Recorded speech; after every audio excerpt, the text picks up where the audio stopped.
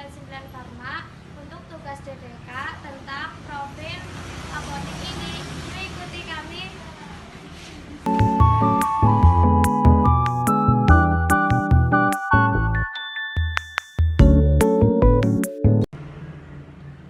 Apakah ini benar dengan Ibu Adil? Ya, betul. Oke Ibu, untuk pertanyaan akan dilanjutkan oleh rekan saya yang lainnya. Oh iya, oke Mbak.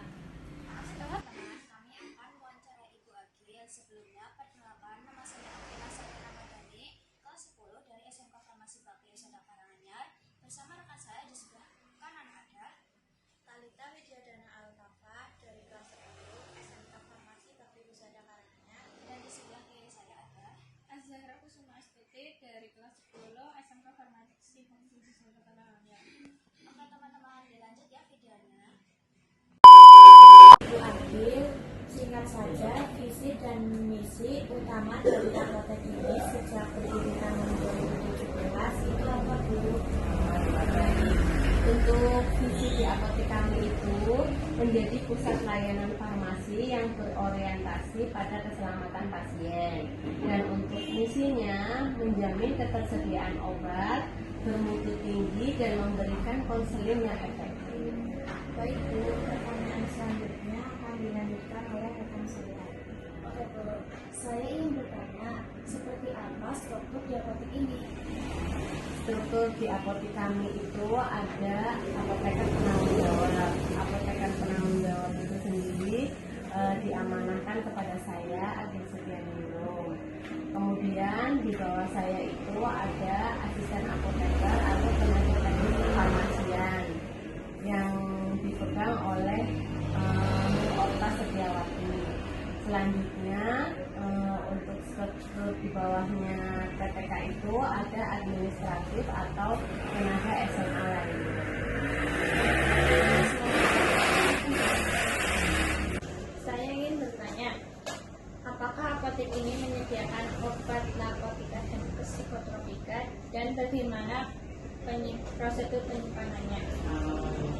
Baik, untuk obat narkotik psikotropik di apotek kami itu tersedianya obat psikotropik. Untuk narkotik kami tidak menyediakan. Sedangkan untuk pelayanan obat narkotik psikotropik itu wajib menggunakan resep dokter. Nah, selain daripada itu untuk penyimpanannya juga menggunakan penyimpanan khusus selain daripada obat yang berlogo biru atau logo hijau. Jadi kalau misalkan obat narkotik itu nanti harus menggunakan lemari yang mempunyai 2 kunci yang berbeda. Selain daripada itu, setiap bulan kita membuat laporan ke Kemenkes untuk penggunaan dan stok terakhirnya. Selain untuk pelaporan itu, kami juga mengarsipkan resep sesuai dengan golongan obatnya, tidak dicampur dengan obat yang lain. Seperti itu. Oke Bu, untuk pertanyaan selanjutnya akan dilanjutkan Apakah apotek ini menerapkan sistem penyimpanan FIFO dan FIFO?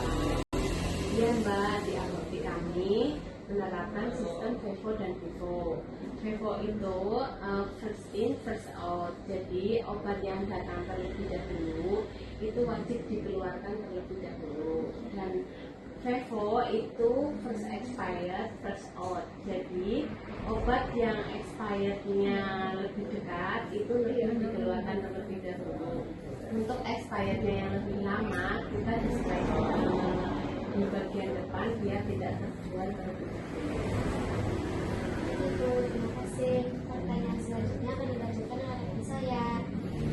Apakah apotek ini sudah menerima dan melayani pasien BPJS? Untuk pasien BPJS kami tidak melayani karena kita tidak bekerjasama dengan BPJS. Jadi untuk apotek kami itu hanya menjual obat-obat dengan suami medikasi saja. Tapi kita tetap melayani resep dokter. Seperti itu. Terima kasih Bu. Untuk pertanyaan selanjutnya akan dilanjutkan oleh rekan saya yang lainnya. Ya, saya juga ingin bertanya Bu, untuk obat bebas terbatas itu apa saja ya Bu? Untuk obat bebas terbatas itu contohnya ada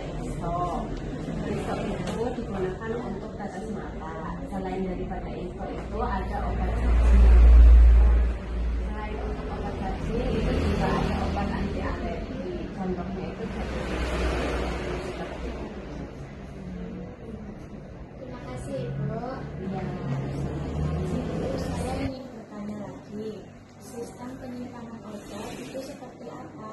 Oh ya, untuk sistem penyimpanan obat di apotek kami itu ada beberapa. Jadi yang pertama untuk obat lambung keras, sistem penyimpanannya itu sesuai alfabetis.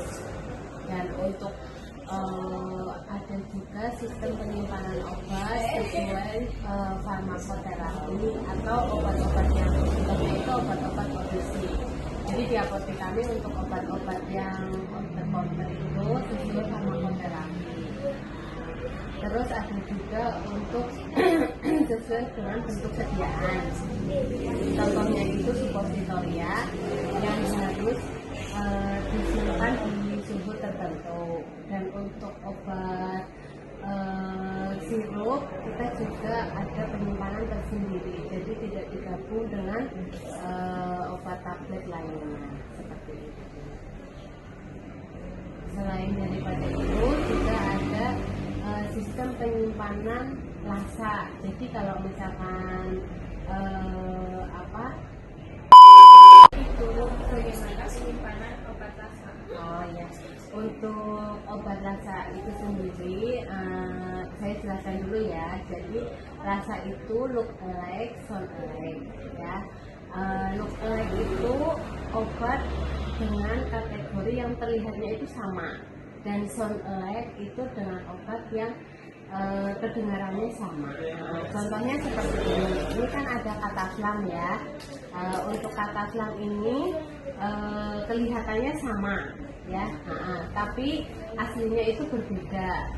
Yang warnanya lebih pekat itu dosisnya lebih tinggi. Kalau misalkan yang warnanya agak pudar itu dosisnya lebih rendah atau biasa. Atau perbedaan untuk obat ini itu yang ada kata slang 50 mg sama kata slang 25 mg seperti itu. Ini contoh look alike ya, jadi kelihatannya sama. Kalau untuk obat-obat dengan sound alike ya atau kedengarannya sama, itu ada cefadroxil dan cefixime seperti itu ya. Jadi kadang-kadang mungkin mendengarnya itu cuma C kayak gitu ya, tapi itu bisa kedengarannya itu cefadroxil atau cefixime seperti itu. Iya, sama-sama. Dan video dari kami untuk memenuhi tugas dasar-dasar kepolisian. Terima kasih untuk Ibu Hakim. Sehat selalu.